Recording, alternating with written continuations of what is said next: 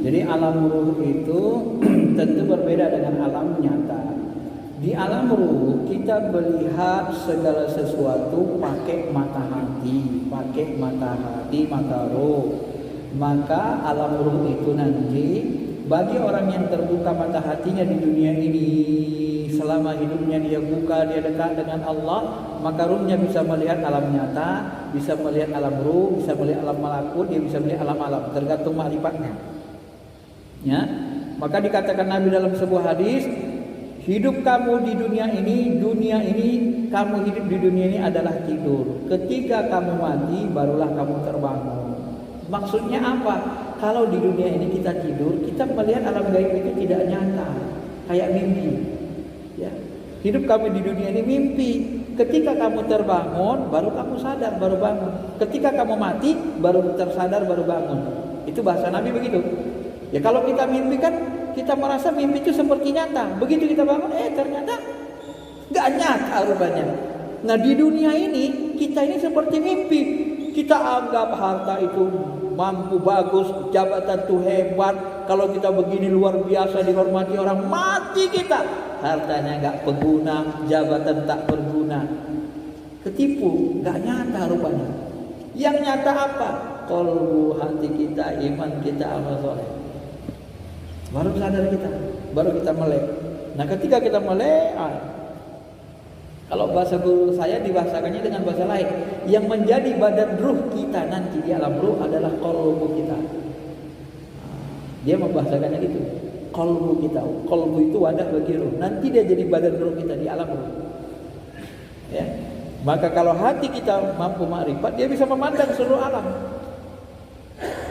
Apakah kehidupannya beda? Hampir sama, cuman bentuk alamnya yang beda.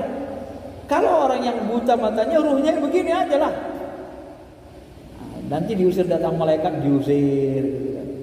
Ruhnya ya buta, nggak bisa melihat. Itu yang menyiksa mereka kan. Buta, sampai nanti di akhirat pun buta mereka. Na'udzubillahi min dzalik. Ya. Kemudian di alam ruh itu banyak hal yang lain yang berbeda dari di alam dunia. Di alam ruh bagi orang-orang yang bertarekat juga nanti kata Syekh Al-Ghazali di bab sebelumnya, nanti mereka akan juga mencari gurunya, berjumpa dengan guru, berjumpa dengan rasul, diajari ma'rifatullah. Terus diajari terus di alam ruh. Mereka punya kebebasan sampai nanti sempurna ma'rifatnya, pengenalannya kepada Allah. Ya. Itu Bu. Kemudian berkabung 4 bulan 10 hari secara syariat. Ya berkabung itu kita di rumah saja. Nah bagaimana kalau kita kerja kondisi hari ini? Ini yang agak sulit ya. Kalau bagaimana kalau istrinya mencari nafkah? Kalau istrinya mencari nafkah, mungkin yang bisa dirukso itu adalah ibu boleh keluar. Ya. Sebenarnya yang paling bagus itu 4 bulan kita nggak keluar-keluar.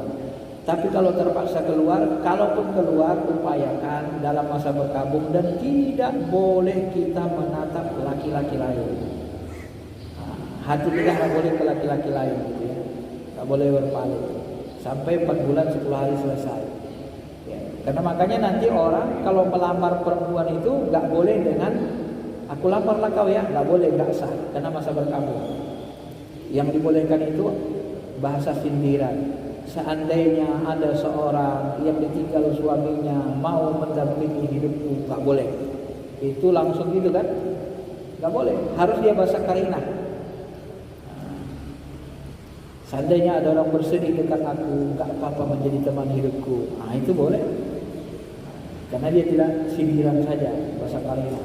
Mungkin karena di dalam ilmu fikih ini, kalau dia dalam kondisi darurat, ya kenapa kita sebut darurat? Ya karena ibu cari nafkah kan, suaminya sudah meninggal. Tapi kalau masih bisa lebih baik di rumah saja sebenarnya, itu lebih aman. Tapi kalau nggak ada lagi, kalau nggak ada, namanya suami sudah meninggal, kita cari nafkah bergantung kepada gaji kita, anak-anak untuk kuliah dan seterusnya. Ya bagaimana lagi? Cuman dibatasi pergaulannya. Habis dari kantor, gak usah kemana-mana, ke rumah aja lagi. Kabur. Itu untuk istri yang ditinggal suaminya. Kalau anak dengan orang tuanya ya paling nggak 3 hari, tidak sampai gitu. Karena 4 bulan 10 hari itu juga termasuk masa indah, masa berkabung. Jadi ternyata masa berkabung itu disuruh pakai pakaian hitam kan, sebenarnya itu lambang saja kan hikmah. Cukup ya, saya kira itu aja ya. Ada lagi? Satu lagi. Terakhir.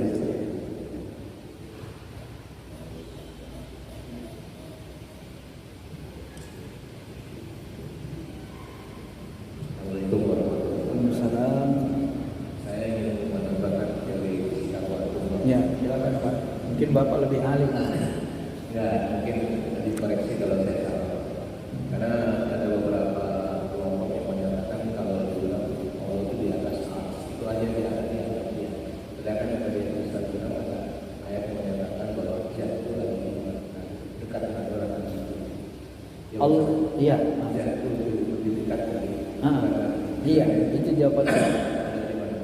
Tapi kan dia jawab, mereka menjawab bahwa kalau dia itu ada dia tahu Allah di mana-mana, berarti di tempat yang Allah pun bilang ada. Menurut dia ya. Iya. Itu sering. Dalam fisika kuantum menyatakan bahwa bagian terkecil dari benda adalah atom, bagian terkecil lagi adalah partikel, bagian dari terkecil dari partikel adalah subatom yang disebut elektron. Nah, elektron sendiri itu sebenarnya artinya listrik, energi elektrik.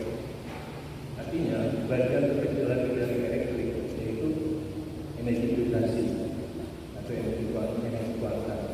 Nah, sebenarnya di bagian terkecil itu udah nggak ada hubungan dengan yang kotor itu istilahnya.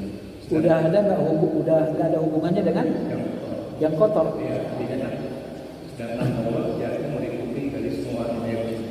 Artinya kalau dia bilang bahwa Allah kalau nggak sama dengan yang kotor, emang nggak sama, karena intinya bahwa bagian yang terkecil seperti bau itu kan kandungannya ada banyak.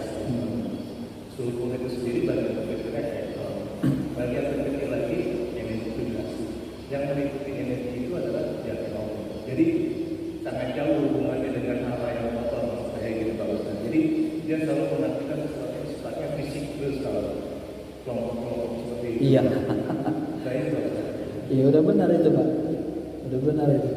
Jadi mereka mengatakan kalau Allah ada di mana-mana berarti ada Allah di WC ada di sini. Saya tanya, WC itu alam nyata atau alam lahir? WC di dimensi mana? Alam nyata. Allah kan nggak di dimensi alam nyata, dia dimensi yang meliputi seluruh dimensi gitu loh. Itu karena tadi akal mereka akal jahir Pak. Nggak bisa kita paksakan memang. Mereka masih akal masih di syariat mereka. Karena mereka nggak belajar ini. Nggak ada yang menuntun mereka. Guru mereka nggak ada yang menuntun ke sini.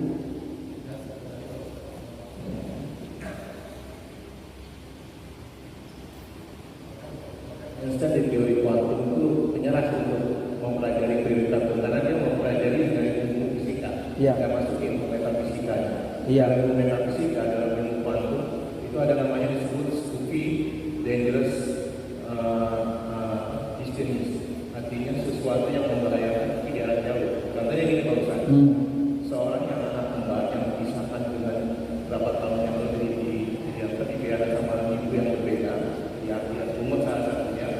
Suatu saat yang ketemu, kita disebut pada suatu saat dengan energi yang tertentu dia bisa ketemu. Bisa jumpa. Jadi yang menyebutkan bukan fisik, tapi yang di situ ada satu energi teori bahwa pada titik tertentu ada kesamaan energi sehingga akhirnya bisa ketemu. Itu nggak bisa dipelajari dalam teori fisika biasa gitu ya. Itu yang disebut studi dangerous destination, artinya jarak yang jauh tapi bisa saling berhubungan. Dan tadi yang dibilang ada sesuatu orang yang sampai ke jarak tertentu dia bisa masuk ke tempat tertentu jiwanya itu dalam waktu juga ada disebut multiverse. Jadi orang yang sudah tingkatnya mungkin sampai di level mungkin untuk nanti dia akan bisa ada satu titik tertentu karena energinya itu. Jadi sebenarnya itu bisa dimasukkan dalam PPB energi fisika kuantum. Maka Einstein pun sebenarnya menyerang. Justru orang Islam yang sebenarnya yang mempelajari itu yang bisa sampai ke situ. Iya, saya kira itu sangat membantu untuk mengetahui dimensi alam itu. Bisa saja kita pahami orang yang rohaninya sudah berada di dimensi Jabarut, dia bisa ketemu dengan yang semua yang isi Jabarut itu. Tarik. Tapi kalau yang di dimensi Lahut, ketemulah mereka yang ada di Lahut semua. Dimensi yang malakut, di malakut semua. Jadi ada ketertarikan seperti itu. Ya. Itu membantu Pak. Itu ilmu logisnya yang diteliti akan lama-lama mereka juga sadar. Sebenarnya yang mengendalikan apa ini alam ini atom apa yang paling kecil tadi Bapak sebut itu ternyata energi itu semua ada yang mengendalikannya. Itulah zatnya. Itulah zatnya sebenarnya. Itu yang tak bisa digapai dengan mata kepala, tapi dia harus pakai mata hati, pakai mata ruh. Film yang terbaru itu saya juga pernah dikagetkan jemaah. Bagaimana dengan film Doctor Strangers? Itu mendekati Pak, mendekati lapisan alam. Jadi mohon maafnya orang Barat itu kadang-kadang akalnya lebih cerdas daripada akal Arab yang terjemah tekstual tadi. Makanya ketika mereka disebut Allah itu istawa alal ars, sebenarnya sudah sama. Yang saya sebut tadi sudah sama. Allah itu istawa alal ars. Apa yang dimaksud istawa alal ars? Coba pahami Bapak. Ars itu letaknya di mana? Dimensi Jabarut. Allah itu istawa alal ars. Ars itu dimensi Jabarut meliputi langit dan bumi. Berarti Allah itu wilayah laut, wilayah ketuhanan meliputi langit dan bumi juga. Jadi balik ruang kosong ini gitu loh, dekat gitu. Ars itu dekat di sini Pak. Nanti kalau Bapak sudah tinggi spiritualnya masuk ke Jabarut, bisa berjalan ke sana, ketemu Aras itu di sini. Di ruang kosong ini aja. Saya susah mengatakannya kalau enggak ini. Ketemu, makanya Nabi Musa, coba pahami hadis sahih. Apa? Ketika aku pertama kali dibangkitkan oleh Allah hari kiamat, aku terbangun, aku yang pertama kali dibangkitkan oleh Allah kata Nabi. Kemudian aku melihat Musa bersandar di aras tiang aras Allah. Coba. Aku melihat Musa bersandar di tiang aras Allah. Mana aras itu coba? Jadi di ruang kosong ini dimensinya saja yang berbeda. Mereka tak sampai aja di sana itu, karena tak mau belajar spiritual. Ya. Baik, saya kira itu sajalah ya. Mudah-mudahan bisa dipahami.